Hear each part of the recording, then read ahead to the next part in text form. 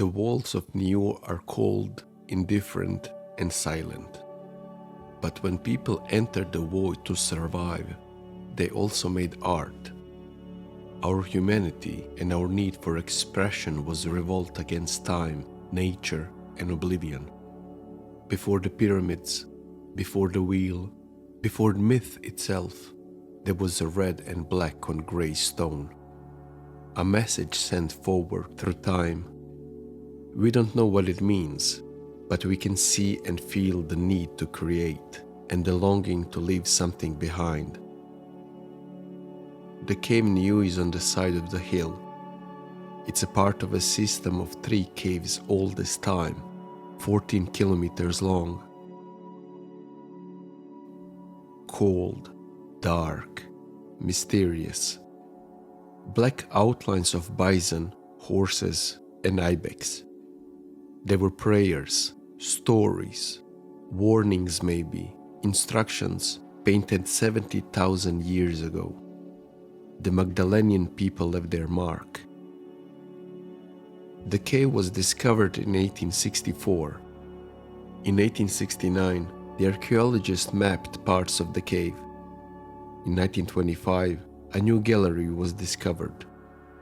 Niaux is still open to the public, one of the last untouched caves. No railings, no polished floors, just wet stone and black silence. The entry gallery has symbols, faint red on the stone, as if some forgotten hand reached out once, hesitated, and drew a line to say that they were there. The passage is quiet, and the walls are mute. They are claviform signs, red, club-shaped. They resemble the letter P, as if it's written by someone who never saw an alphabet but dreamed of one anyway. Some lean to the left, some to the right. No one knows what they mean, but they seem important. They stretch from Spain to France. An elegant, ancient script in a red ochre. Most were drawn in the Magdalenian age, but there is one, older, in the cave of Chauvet, a tradition older than memory itself.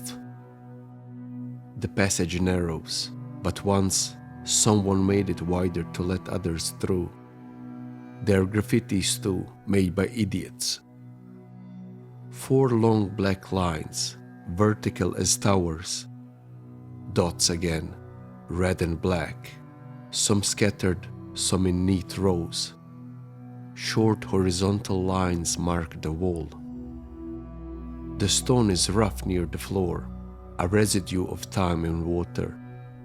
This gallery was flooded once, long ago. Now it's dry, silent, and eternal. Salon Noir. This is the heart of the cave. The walls are alive with art. At the beginning, there is an engraving of a trout or a salmon in the sandy clay of the floor. In few strokes, the artist has captured the essence of the fish.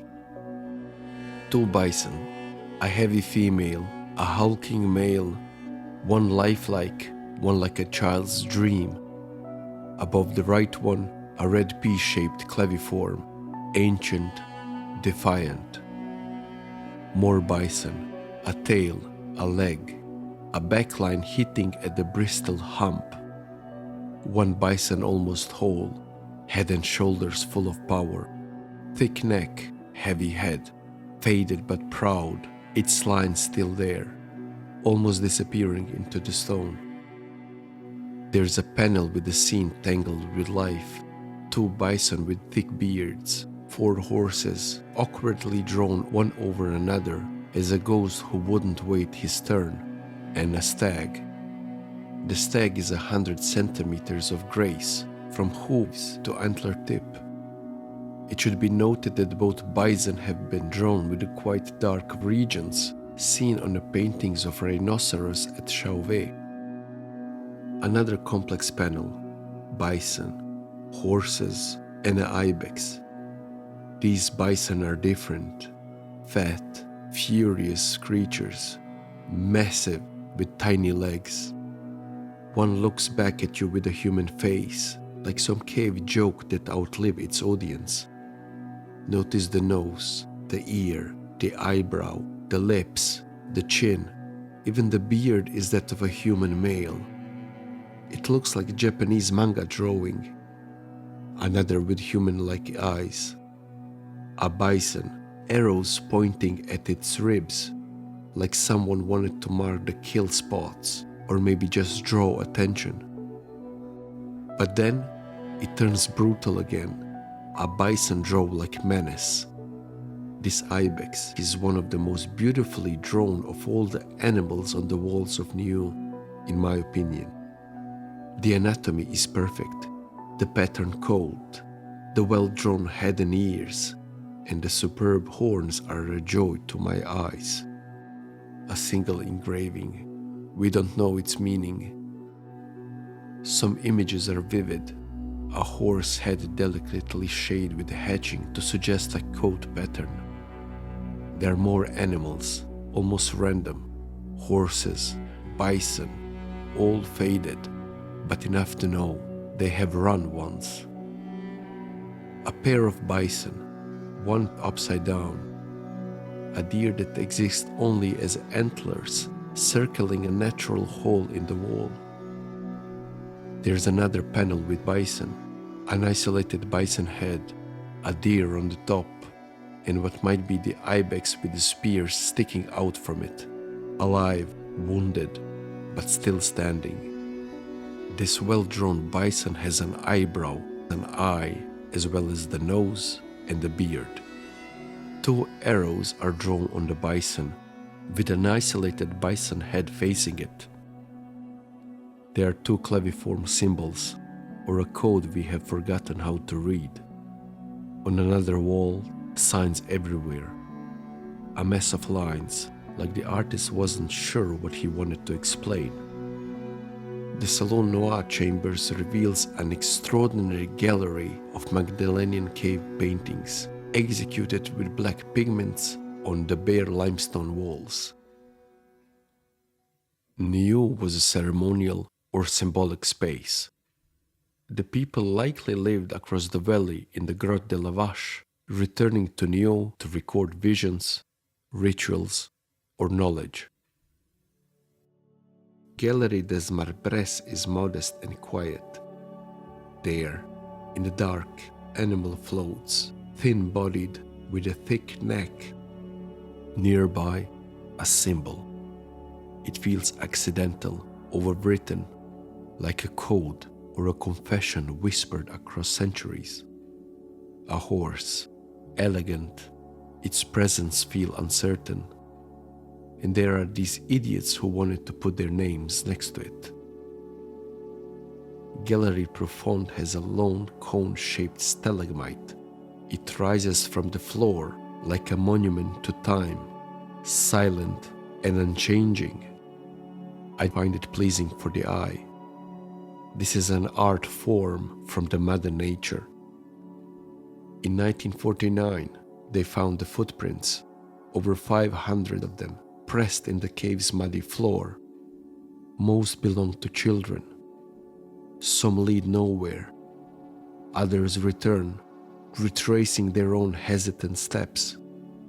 The footprints have outlasted the voices that have made them. Did they play games, chased one another? Did they dance, ran from the danger? The walls are full of red ochre, lines fading into nothing, signs drawn with no one left to read them. Circles, dots, claviforms. The meaning's gone. No pattern, no order, just marks. Feathers, or what looks like feathers, drawn on the walls. Elsewhere, a smear of red, no shape, just the start of an idea that never got born. Deeper, far from the light, a bison lies shaped in the clay. The artist's fingers went into wet earth. It's big, 1 meter from snout to tail. The gallery Kartaylak is not always there. Sometimes it disappears beneath the lake. Only in drought or when the water is drained, the passage opens. Inside the gallery, the rock bears images: ibex, aurochs, a deer with high antlers, red ochre marks, stamped again and again. The wall offers its own memory. What they meant, we do not know, but someone long ago made them. They understood its meaning better than we ever will. Lines drawn in charcoal, torches burned down to stubs. This place was perfect, undisturbed, untouched. They think the artist used to come from the cave further down. It's blocked off now. The cave does not speak, it remembers. Everything is still now. Water's gone, the painter's gone, only art and silence. It's like a sentence half whispered by somebody you love in the dark, and you don't catch all the words, but you catch the warmth. If you watched this much, thank you. Please subscribe, comment, and if you want, you can support me for $1 per month. The links are provided. Thank you.